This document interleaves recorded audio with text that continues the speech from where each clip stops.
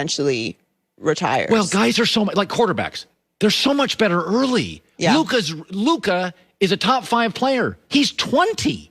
Zion's 20. I mean, guys, even Michael Jordan comes in. He's 22. He can score, but these guys all these athletes in the world now, at 19, 20 years old. They're just so much more access to information at a younger age and now. Nutrition and better training. These young NBA guys, Luka and Zion, are I mean, listen, neither plays a lick of defense, but LeBron wasn't a great defender. I'm not worried about them defending. Yeah. Like, they're still young. They're still growing into their bodies, really. Can't sell merch on defense. Nobody's buying it. Nobody's buying a jersey on defense. Not anymore. I used to like that Michael Jordan was a good defender. Yeah, my Ben Wallace jersey I lost. Greg Jennings now joining us, brought to you by Mercedes-Benz, the best or nothing. 10 years in the NFL, 7 with the Packers. So I think you're a nice guy. You dress like a professional. You're a nice guy. But I think Brady was a nice guy forever. Russell Wilson was go Hawks forever. Andrew Luck was too nice. And at some point, I thought it was okay because I want to be a nice guy.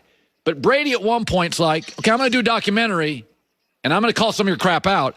And Russell Wilson 2 days ago went to his agent and said, okay, we keep saying go Hawks at the end of interview. We're not doing that anymore. So as a former athlete who was a nice guy, does part of you love the fact that stars are pushing back and going public? 100%. You have to. When you are in the position that these guys are in, and in this 21st century with social media having so much influence and you having so much leverage, you mentioned it earlier, because of your platforms, because of your own brand, you got to use it. You got to capitalize on it. And specifically at the quarterback position, because they're the ones that are going to be the catalyst when it comes to football, of guys and players being able to speak up and speak out and make these requests and then demands of what they really want. So 4 teams that Russ mentioned, Dallas, Chicago, Saints, and Raiders.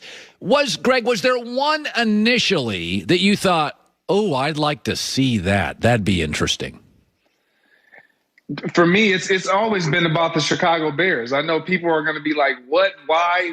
It doesn't make sense. But the Chicago Bears, with that defense, and with them already having quarterback issues, Matt Nagy, Ryan Pace, the general manager, they're not trying to tie their hitch to Mitchell Trubisky or Nick Foles. And so you know that that's a situation where he can go in and he can impact it right away. Now, obviously, you would have to continue to try to grab hold of what's going on with Allen Robinson and get him back in the fold and some other pieces. But that offensive line, people look at that Chicago Bears offensive line and say, well, they gave up a lot of sacks, but they had a lot of revolving doors. They were switching a lot of position, moving around a lot, played a lot of musical chairs. But when they're all healthy and they're all set at their rightful positions, that's a pretty solid offensive line that can support what Russell Wilson's asks has been for the Seattle Seahawks. So I saw a story that Brady is going to take another pay cut. And I think to myself, and I've thought about this before, like with LeBron James. LeBron makes about $60 million a year in apparel and shoes. His net worth is $950 million. He'll be a billionaire soon. And I've thought to myself, I mean, LeBron's totally committed. But the difference between him and Brady is Brady's like, listen, I'm going to take half of what I could take. It's a total commitment. Now, I know everybody says Gisele's rich. Yes, and LeBron makes $65 million a year on shoes. And I look at Brady, was there ever a moment where you considered taking less, or you thought taking less for a pro athlete made sense? No, not for me, not in my position. Just seriously, because I've been in a position where I was a second-round draft pick, came into Green Bay, and had to earn it. And so once I started to earn it, everyone around me was getting paid, and I had to make sure that I was going to get my value and get my worth. And so when Green Bay, the year I ended up getting signed with the Minnesota Vikings, that was a business decision, not just financially, but even for my family and being in a better situation for my wife and her business to thrive and all of those things. So you equate all of these different variables when you're making that type of a decision.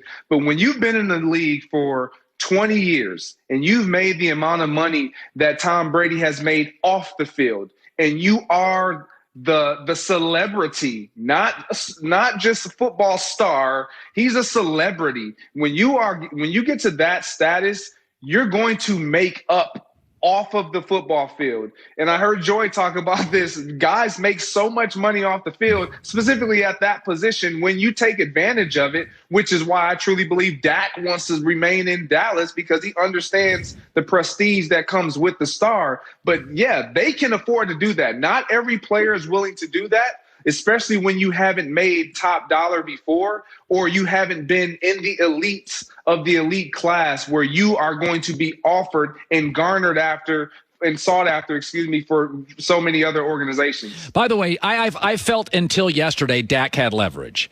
Jerry's 78, Jerry Jones. He doesn't want quarterback chaos. They've got the 10th pick, but the good quarterbacks would probably be gone, or they'd have to use some draft capital to get up. I thought Dak had leverage. And then Russell Wilson comes out and say, I want to play for Dallas. He got no leverage because he's cheaper, actually, than what Dak wants. And part of me feels bad, and part of me thinks, Dak, they offered you a 5-year deal. This morning, I look at Dak and I think, man, you talk about losing leverage over a tweet. That's what it felt like for me. What did it feel like for you? Now, he definitely lost leverage. There's no doubt, no question he lost leverage. However, it is not as easy as people think it is to just – Seattle Seahawks are in this for making the right decision for them. Now, they want to first and foremost keep Russell Wilson. That doesn't appear to be the case for Russell Wilson, because you put out these teams that you would like to or you would be willing to go to. That's being smart. That's using your savvy, your veteran savvy to say, you know what, I know these teams are going to start calling and inquiring, so they'll apply the pressure that I don't have to apply. And so when you look at Dallas, yes, Dak is a higher marked player, but you're going to have to give up more than just that. Seattle is not just going to say, hey, we'll take Dak if you give us Russell Wilson, or we'll give you Russell Wilson and you have less to pay Russell. No, it's not going to be that simple. They're going to ask for a ton in return, because they know that they are getting the value, the Dallas Cowboys. Yeah, also, remember, Seattle gave up so many first-round picks, 2 first-rounders for Jamal Adams. So Seattle would like to get first-rounders back. Yeah, so exactly. Yeah, so that Seattle's listening like we gave up a ton for Jamal Adams, whether he's worth it or not. They're going to ask for minimum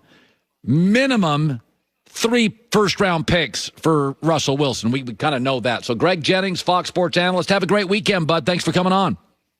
I appreciate it. Now, a lot of people aren't taking the Raiders seriously, but remember, the advantage the Carolina Panthers have going for Deshaun Watson, the biggest advantage is David Tepper's the new owner, and he's hyper-aggressive.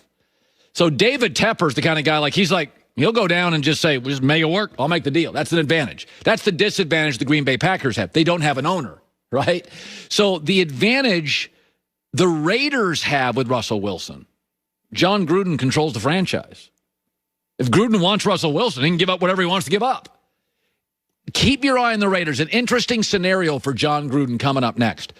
Well, Jersey Mike's, there's a Jersey Mike's right next to the house I used to own and right next to the house I just bought. And Joy, Wednesdays they feed us here. I get the number 7, turkey provolone. We love Jersey Mike's. Love Jersey Mike's. Yeah, what's not to love? Convenient, clean, contactless pickup stations for app and online orders. The authentic bread's the key. It's always baked fresh in the store. The ingredients, highest quality meats piled high, sliced fresh, never pre-sliced or packaged. Jersey Mike's subs made authentically. The fresh produce is cut, cared for every morning. Taste the freshness, tomatoes, sweet onions, head of lettuce. And with Jersey Mike's, you can't forget the juice. Love the juice, red wine, vinegar, and olive oil blended to absolute